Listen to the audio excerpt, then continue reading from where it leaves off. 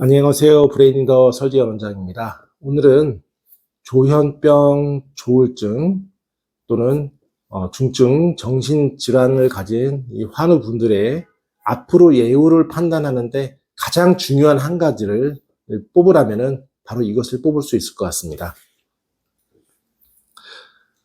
어떤 경험을 하고 그 사람의 반응을 보면 됩니다.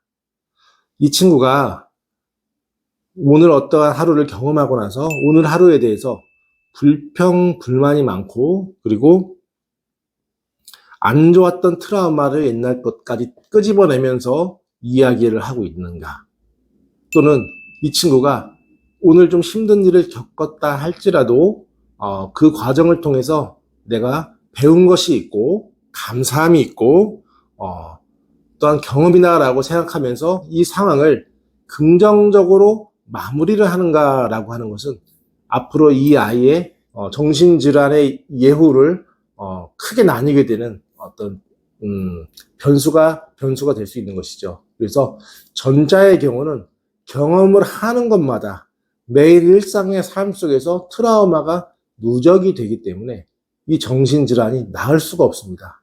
점점 심해지거나 유지를 하면 정말 다행이고 심해지는 것이 당연합니다. 왜냐하면 매일의 일과는 이 친구의 정신적 스트레스를 더 쌓여만 가게 하기 때문이죠.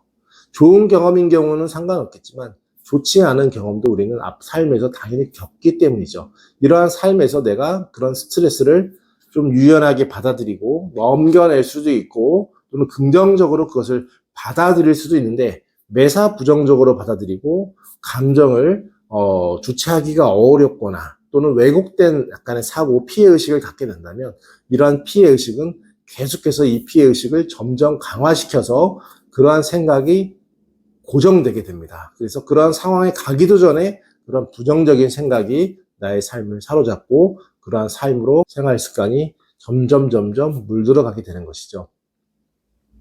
그래서 이 친구들이 이런 감사하거나 삶을 보다 긍정적으로 밝게 살아가야 되는데, 보통은 정신과에서 복용하는 아빌리파이라든지 또는 리스페리돈 또는 각종 항불안제나 항우울제를 복용을 했을 때 이러한 증상들이 회복이 된다 그러면은 다행입니다. 하지만 이러한 것들이 회복이 되지 않는다라면 계속 부정적인 생각과 피해의식과 감정 조절의 어려움을 겪는다라면 이 친구의 예후는 앞으로도 평생 약을 먹으면서 지금보다 더 좋아지기가 쉽지 않을 가능성이 높다라고 하는 것이죠. 또는 병원에 입원했다 퇴원을 무한 반복을 하면서 남은 인생을 그렇게 살다가 죽어야 하는 그런 안타까운 현실 속에 갇혀 살게 되기도 쉽습니다. 한의학에서는 이러한 병의 어떤 이 핵심 원인, 이것을 이제 쉽게 말하자면 피해의식이라고 합니다. 똑같은 경험을 했을 때 누구는 감사하거나 배울 점을 느끼지만 누구는 피해받은 것에 지나치게 집착을 해서 그 생각에서 계속 사로잡혀 있는 그러한 정신적 상황에 쉽게 노출되는 이런 반복적 피해의식의 상태에 머무는 경우에는 이 피해의식을 풀어주는 약을 써야 되는데, 한의학에서는 이것을 풀어주는 처방들이 수십여 가지가 넘습니다. 정신과 약물보다도 훨씬 더 많은 약물이 있고, 그 여러 원인 중에서는 첫 번째, 이러한 피해의식을 없애는 한의학에서의 이론은 간에서 그 스트레스를 해독시켜주는 그런 기전이 있고, 심장에서 그 화를 눌러주는 방식이 있고, 위장에서 그 분노를 식혀주는 방식이 있고, 대장에서 그 피해의식의 독소를 빼내주는 이런 여러 가지 방법들이 있습니다. 이제 그런 방식들을 이 친구한테 맞게끔 약을 하나하나씩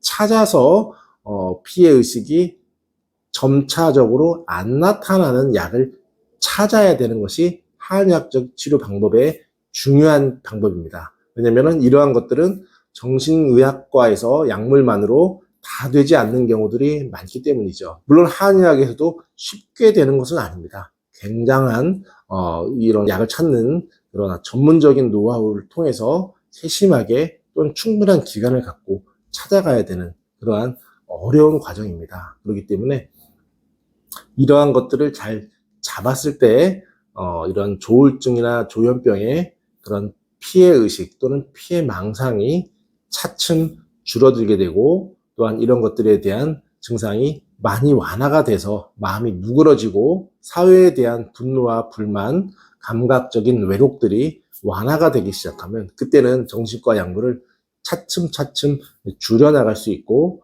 만약 줄이지 않더라도 사회에서 이 친구가 경제적인 또는 사회적인 관계를 맺어나갈 수 있는 능력이 점차 발현이 돼서 보다 인간적인 삶을 살아갈 수 있습니다.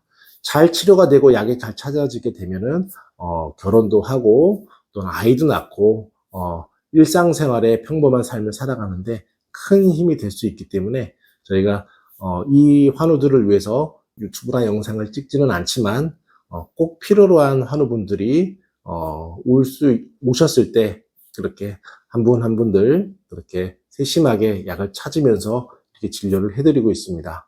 왜냐면 이 한 분 한 분의 약을 찾는 과정들이 굉장히 많은 에너지가 필요하고 그 약의 그 고민이 굉장히 힘이 듭니다, 사실은. 그렇기 때문에 그냥 뭐 처방 하나 주고 뭐 이런 것이 아니라 류마티스 고혈압 10개를 치료하는 그런 못지않은 그러한 아주 고도의 난치성 질환을 치료해주는 메커니즘의 원리를 찾아야 되기 때문에 상당히 힘이 듭니다. 그렇기 때문에 꼭 갈급해 하시는 그런 환우분들이 왔을 때는 저희가 꼭 도와드리고 쉬는 날도 뭐 밤이건 낮이건 새벽이건 언제든지 특정 상황이 되면 항상 24시간 전화를 받아가면서 그 환우가 건강한 삶을 살아갈 수 있도록 그렇게 도움을 드리고 있습니다.